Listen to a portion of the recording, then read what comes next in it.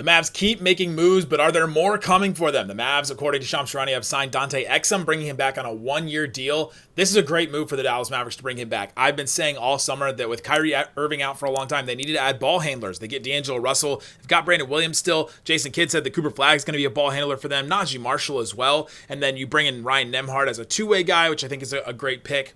But Dante Exum adds stability. He adds steadiness. He adds somebody that knows this team, knows the roster, knows Jason Kidd's offense, all that kind of stuff. And he's just a guy that doesn't make a ton of mistakes and has some size, can play some defense as well, and has hit some really big threes for the Dallas Mavericks too. So he's very additive to this Mavericks team. The thing is, eventually, the Dallas Mavericks do need to make a move because right now they have 15 players on the roster. Dante Exum would be number 16. You can't have 16 players going into the season, as Bobby Marks points out, that the Mavs are 1.6 million below the second apron. The Mavs cannot go into that second apron. That's a tax threshold, so they can't spend as much money to get into that second apron. Exum's cap hit will be 2.3 million, and so they have to make some kind of money move as well as a roster move because of the amount of roster spots they have. But as Mark Stein points out above, the Mavs can have 21 players and 21 roster spots in the offseason. So they don't really need to make a move until you have to decide what your roster is for the season and all that. So there's not something that's going to be coming, that's looming, that has to come in the next couple of hours. Like they are able to make this signing and do all that stuff.